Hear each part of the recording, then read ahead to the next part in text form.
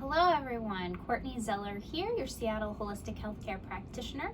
Today I want to take a few minutes and talk to you about your health in terms of function. So where do symptoms arrive from, how it happens, and maybe what we can do about it. So I'm just going to go ahead and get started. I'm going to use this whiteboard here, talk about some concepts, and we'll go from there. So first, when we talk about Chinese medicine, we have this word qi that we hear all the time.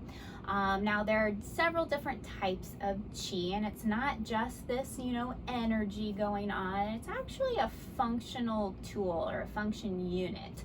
And we can actually see the different forms of qi translated through Western medicine. But that would take me an hour in and of itself, so that'll be another video.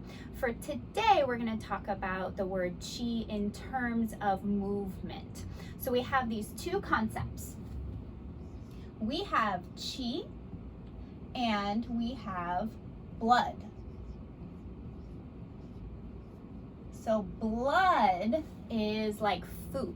It is the nourishment for our organs and our tissues. And qi is the driving force that pushes that blood where it needs to go. Where does it need to go? I already mentioned it. It goes to our organs and our tissues.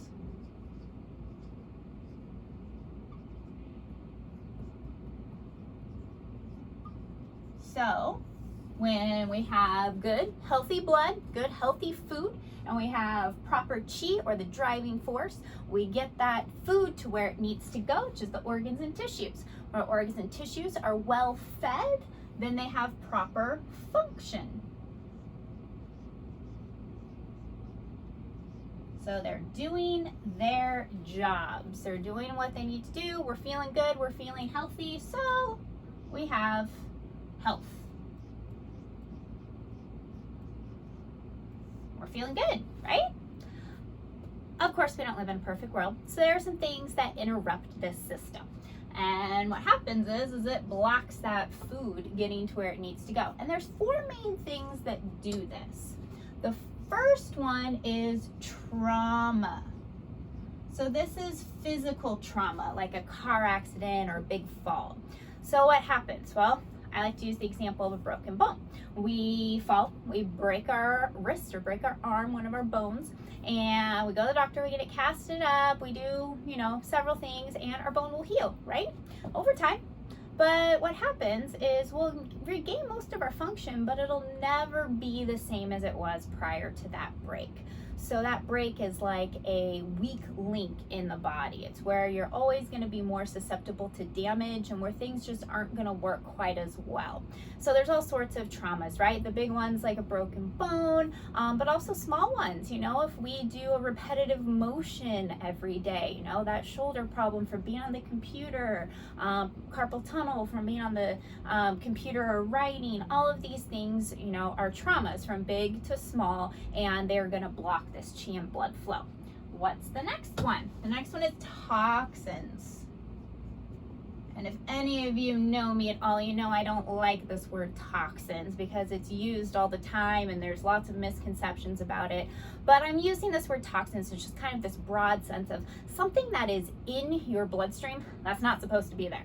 So, certain amounts of inflammation are acceptable because we use inflammation to heal, but large amounts of inflammation, not supposed to be there.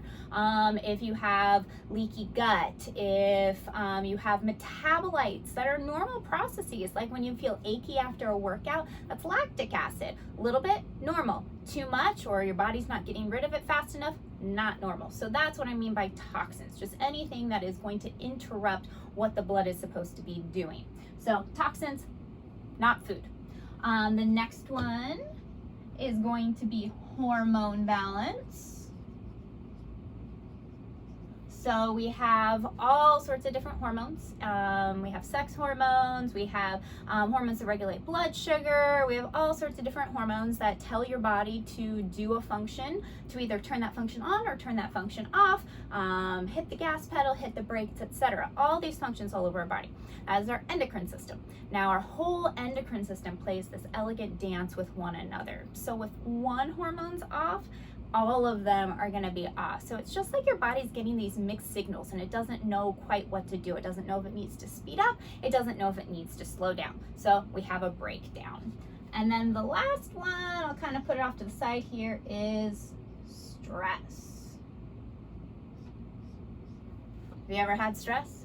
What happens? We get stressed out, we get tense, we get tight. What happens is that tension is squeezing those blood vessels, so it's preventing proper blood flow. So what happens? Well, we have these guys over here blocking that chi and blood flow, so we are not getting food to our organs and tissues. Our organs and tissues are now hungry. And I don't know about you, but when I'm hungry, I don't act very well. I don't function very well. I get kind of cranky. And that's the same thing that's going to happen to our organs and tissues. So they aren't getting what they need, so they begin to malfunction. They're not going to do their job right. And as this goes on for a long time, eventually it's going to wipe out this health, and you're going to get, write it over here, you're going to get a symptom. So this symptom, like an ache or pain or fatigue, anxiety, any of these symptoms are kind of like your body's check engine light. So if you are a car, you're driving, something goes wrong in the engine, so a light comes on your dashboard to say, hey, we have a problem.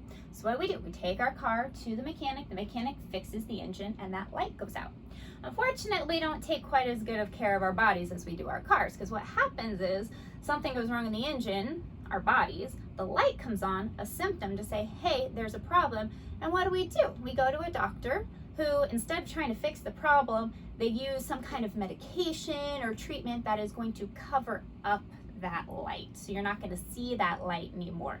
But the problem is still going on in the engine. So what happens? Well, this symptom isn't getting your attention. So something goes wrong in the engine, it's not getting fixed. Something else goes wrong. Oh, you get another check engine light, and then another check engine light, and then another check engine light. All of these are different symptoms that your body is trying to use to say, hey, we have a problem. So what we want to do with things like Chinese medicine and other holistic medicines or functional medicines is we don't want to cover up this symptom. We want to address these up here. We want to repair traumas as much as we can so they're having less of an impact. Make those weak links stronger so they're less likely to cause problems. We're going to eliminate your toxins or anything that's not supposed to be in your blood and help the rest of your body to keep up with that toxin load. To help your liver, your kidneys, even your skin and lungs help you to get rid of toxins. So we're going to help with those systems. We're going to help to balance your hormones and help your body to be more resilient to stress. Of course, part of it can be lifestyle. If you just live a very stressful life, we want to try to work on things that maybe will reduce some of that stress. But most of my job is actually to strengthen your body so that it's more resilient to that stress. So let's go back to here for a second. Something I want to point out is this malfunction part, because our bodies are incredible at adapting, right? So we have this breakdown. Let's make it a little continuum here. So let's say this is your level of function. Say when we're born with 100% of function. I don't think anyone's born with 100%, but for the sake of this, let's say we're born with 100% of function, and these guys over here are attacking, so our function is going down and down and down, and our body is compensating, because our bodies are really good at compensating until they aren't. So we're compensating. Okay, we're not compensating anymore, and we're getting these symptoms. It takes us to get down to about 40% of proper functioning in order for our body to actually give us a symptom. So this has been going on a long time before your body gives you that check engine light. And then if this continues to go down, it goes down all the way to about 10% of function. That's when we actually have a disease. So if we have heart disease, we have cancer, we have something that's diagnosable in Western medical terms, something that needs more intensive treatment. So we have this section here where we're malfunctioning, we have symptoms, but it's not quite at a disease yet.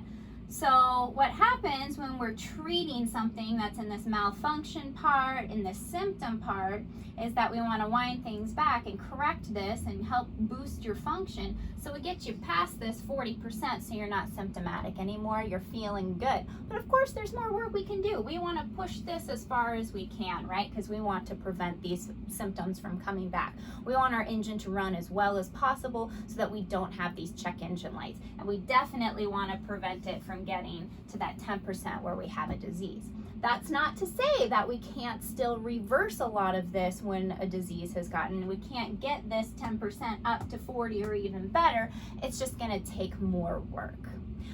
All right, so that's the end of this. I hope you get a little bit of idea of how we look at the body in terms of function and what symptoms actually mean, and that it's just your body trying to tell you something's wrong.